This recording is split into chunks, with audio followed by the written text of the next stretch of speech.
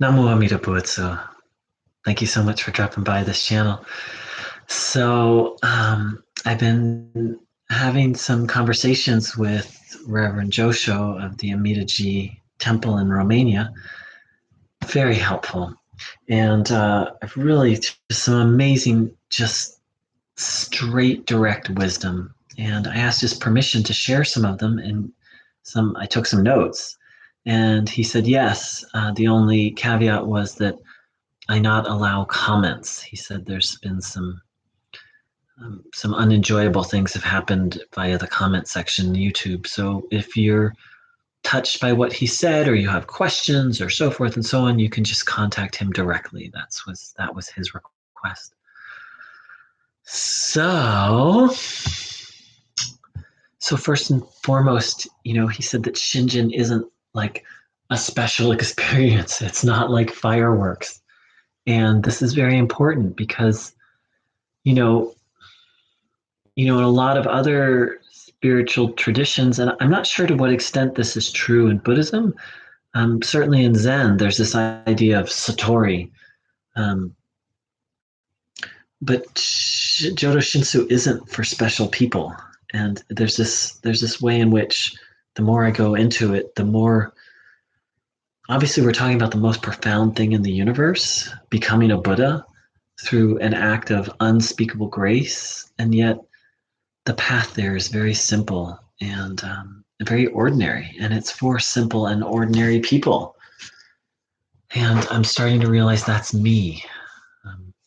I'll speak more about that later. Um,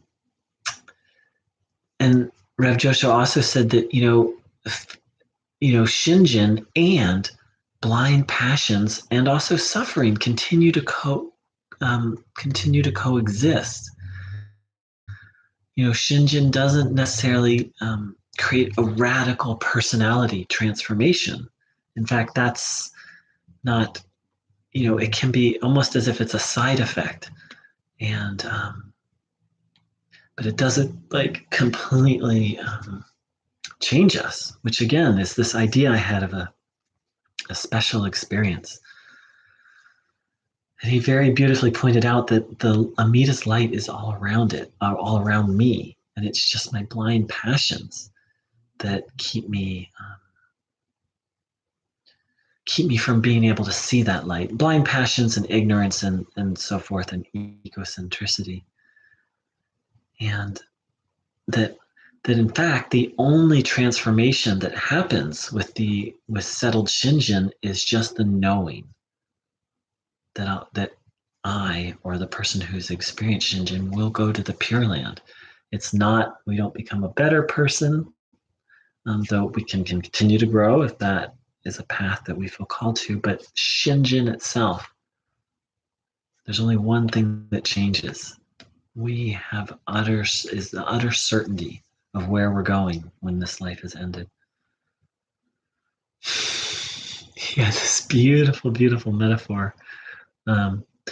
He's like, if you need your car fixed, you call John the mechanic. And in the same way, like, it's just simple. Like you turn to the person who's qualified to help. And in this case, we're turning to Amida because he's qualified to help complete our karmic destiny.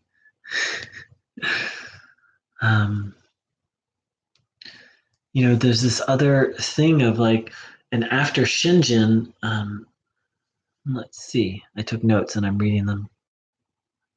He says, there is the one thought moment, and it's not like after that everything is beautiful. There's the idea in many different traditions that,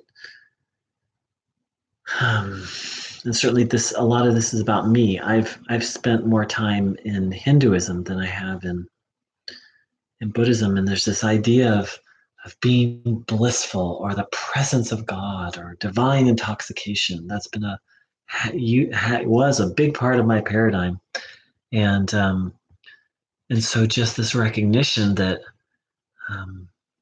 yes, there is the one thought moment, and life goes on after that. Again, referring to this other thing of, the blind passions will continue, and suffering, there will be some suffering.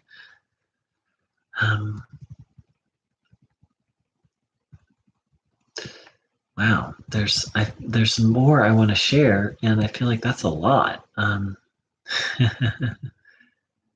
Let's see. I think the one other thing I'll share, and there's more, but I don't want to cram it all into one video. So,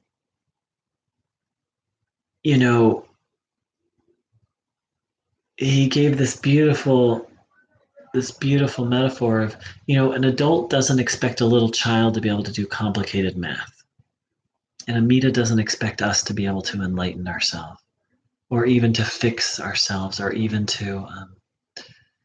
And so from that, we can begin to accept ourselves just as we are, because Amida does. An infinitely wise being accepts us completely. And wow, that's so powerful to take that in. Just reflecting on it right now, it makes me really happy.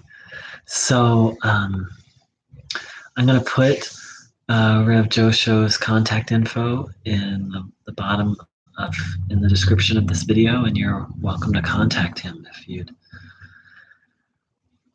have questions about any of this, or more so just to have your own dialogue with him.